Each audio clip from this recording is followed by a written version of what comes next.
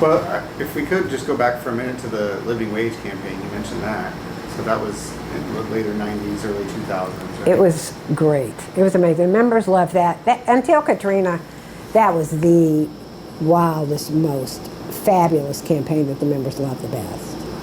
And it was because it was so clear-cut that we could get a minimum wage increase.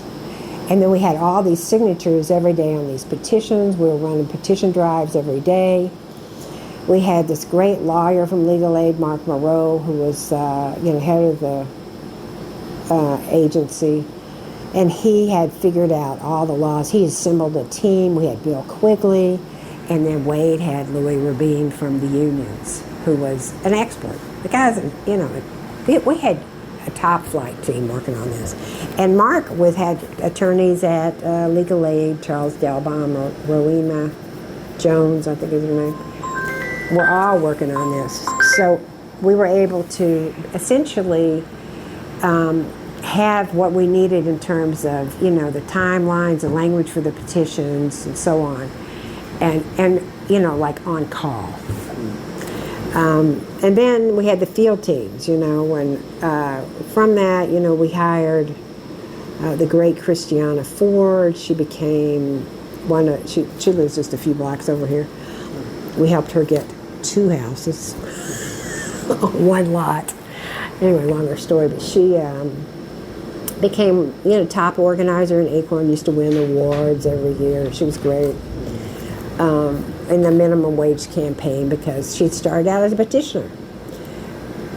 So the Restaurant Association and all of them took us to court all the time, and we were in and out of court. Then the registrar of voters and the president of the city council said, these petitions aren't any good. The signatures aren't any good. And so we said, okay, send us a sample. So we checked the sample, and the signatures were good. So we were like, well, we can go to court, but it'll take a long time, And Wade was like, yeah, but there's an election coming up, and we can just go to the polls and work the polls and get the signatures that day. So we did this huge effort. Local 100 was very involved with it, and we designed it so that we had all these precincts covered by people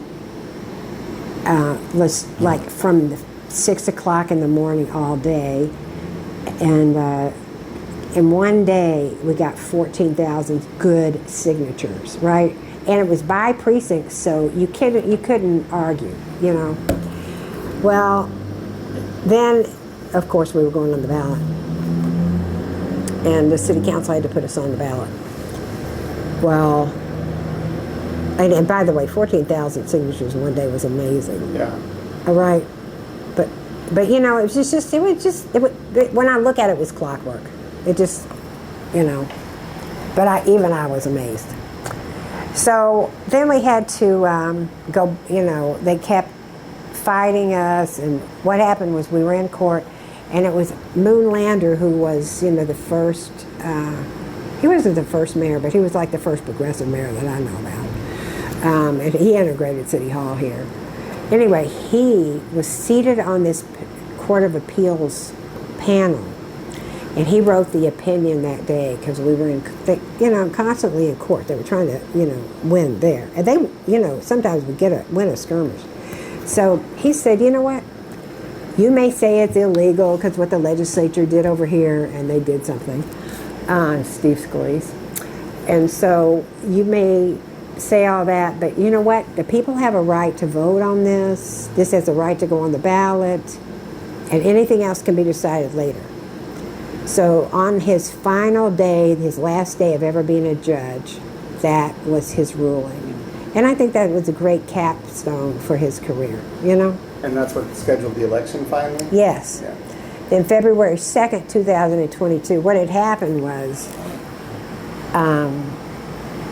something forced the Super Bowl, was it 9/11? Something. Forced the Super Bowl to be moved back a week, Right. which made it Mardi Gras Saturday, Super Bowl Saturday, Election Day. I'm like, oh my God, everybody's going to be working 3 shifts, right? Everybody's going to be working. We're not going to get our vote out. I was so worried that we were not going to get our vote out. And even though we had been working on this for years, okay, at this point, years, and I mean canvassed, we had solidified our base, we had worked on the swing precincts, we had everything in place. I wasn't even going to put out signs on St. Charles Avenue. I was just like, we're not going to win up there.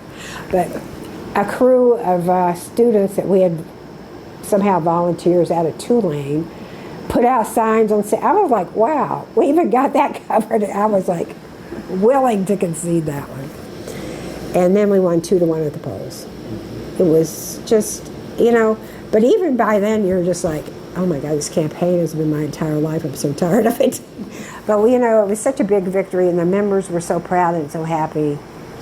It was such an accomplishment. And I mean, the Uptown elite were about to die. And people were calling us up on the phone.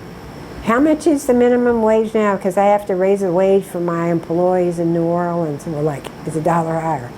And so Tulane came out and said, well, we're going to raise the wages on our employees, and it's not because of this. Just felt like it. And we're going to do it forever based on this formula. We're like, okay, because they're the largest employee in the whole city. And what was the minimum that it established? Well, it established $1 above the federal, no matter what it was. Because at that point, the federal minimum was still going up. Yeah, right. We never foresaw that they would stop going up on the minimum wage.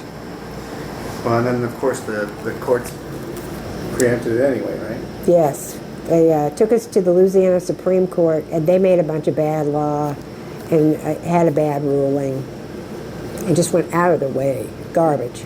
And you said Scalise did some of that at the state level? Scalise was the one who did the legislation in the legislature to try to make it illegal. And they did pass that. We had the home rule charter, so, it was usurped, which you can't do. But, of course, the Supreme Court went along with it because you're a bunch of hacks. Yeah, so they did do it anyway, yeah. They're just business people. Yeah. I mean, that's been the strategy of the business community here is you don't have to worry about all these other judges. Own the Supreme Court.